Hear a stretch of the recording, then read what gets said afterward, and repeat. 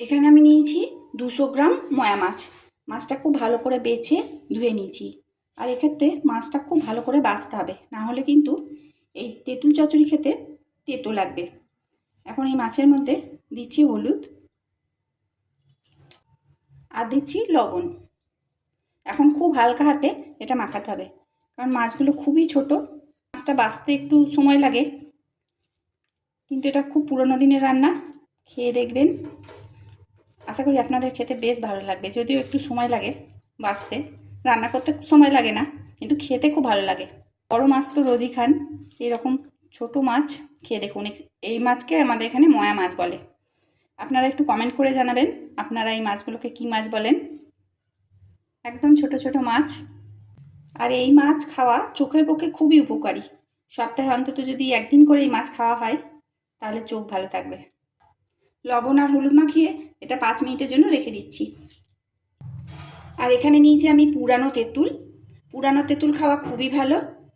এটা 2টো তেঁতুল হবে, গোটা কাই ছাড়ানো আছে। এটা ভালো করে ধুয়ে নিয়েছি। জল দিয়ে এটা 5 মিনিটের জন্য ভিজিয়ে রাখতে হবে, তাহলে তেঁতুলটা নরম হয়ে যাবে, তেঁতুলের কাঠটা বার করা সহজ হবে। এখন কড়াইয়ে সর্ষের তেল খুব ভালো করে গরম করে নিতে হবে। তেলটা খুব ভালোভাবে গরম না করলে মাছগুলো ভেঙে যাবে। তেলটা গরম হওয়ার পর দিয়ে দিচ্ছি সামান্য লবণ। লবণ দিয়ে নেড়ে নিচ্ছি। তেলের মধ্যে সামান্য লবণ দিয়ে যদি মাছগুলো ছাড়া হয়, তাহলে মাছগুলো কড়াইয়ে লেগে যাবে না, তাই একটু মাছগুলো ছেড়ে দিচ্ছি। অল্প অল্প করে মাছগুলো ভেজে নেব। মাছটা ছাড়ার পর থেকে 1 মিনিট পর্যন্ত মাছে হাত দেওয়া যাবে না, তাহলে মাছ ভেঙে যাবে। এক দিকটা ভাজা হলে মাছগুলো উল্টে দিতে হবে। ভাজা হয়ে গেল, এখন মাছটা তুলে দিচ্ছি। ওই তেলেই এইভাবে সব মাছ ভেজে নেব। তেলের মধ্যে দিচ্ছি অল্প 5 ফোড়ন,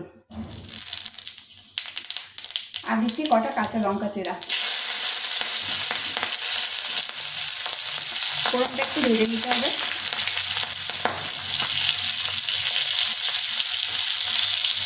এখন যে তেঁতুলটা তুলে রেখেছিলাম সেই জলটা এর মধ্যে দিয়ে দিচ্ছি। এটা আর দেবো না। দিয়ে দিচ্ছি লবণ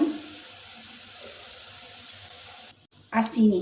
চিনির পরিমাণটা এখানে আমি বেশি দেবো, কারণ এই মাছে একটু চিনিটা বেশি দিলে খেতে ভালো লাগে। 4 চামচ চিনি দিয়ে দিলাম, 4 টেবিল চামচ। এখন চিনিটা গলতে দিতে হবে। চিনিটা সম্পূর্ণভাবে গলে গেছে। এখন ভেজে রাখা মাছগুলো এর মধ্যে দিয়ে দিচ্ছি।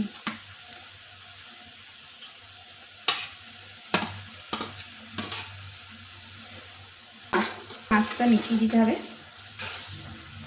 এবার গ্যাসের ফ্লেম লোতে করে দিলাম, আর 5 মিনিটের জন্য ফুটতে দিতে হবে। কোনো নতুন রান্না নয়, বহু পুরনো দিনের রান্না, কিন্তু আজকাল এইসব রান্না কেউ করে না, কারণ মাছ বাছাটা খুবই সময় সাপেক্ষ ব্যাপার। তবে কোনো দিন যদি হাতে সময় থাকে, তাহলে এইভাবে মাছ রান্না করে খেয়ে দেখুন। বাছতে সময় লাগলেও খেতে কিন্তু খুবই ভালো লাগে। আর রেসিপিটা যদি ভালো লাগে, তাহলে প্লিজ বন্ধুরা চ্যানেলটিকে একটু সাবস্ক্রাইব করে দেবেন, আর তার সঙ্গে পাশে থাকা বেল আইকন অবশ্যই প্রেস করবেন, যাতে আমি যখনই কোনো নতুন ভিডিও ছাড়বো আপনাদের মোবাইলে আগে পৌঁছাই। আর একটু বেশি বেশি করে শেয়ার করুন, যাতে সকলে এই রেসিপিটা দেখতে পায়। আর যদি ভালো লেগে থাকে, তাহলে প্লিজ লাইক দিয়ে আমাকে একটু সাপোর্ট করবেন। দেখুন বন্ধুরা, এই মাছের তেঁতুল চচ্চড়িটা আমার হয়ে গেল। এখন গ্যাসটা বন্ধ করে দেবো, কারণ এর থেকে আর বেশি মারবো না। এইভাবে তেঁতুল চচ্চড়ি খেয়ে দেখুন, আশা করি আপনাদের বেশ ভালো লাগবে। সমস্ত রেসিপিটি দেখার জন্য হেসেল বনলক্ষ্মীর তরফ থেকে অসংখ্য ধন্যবাদ।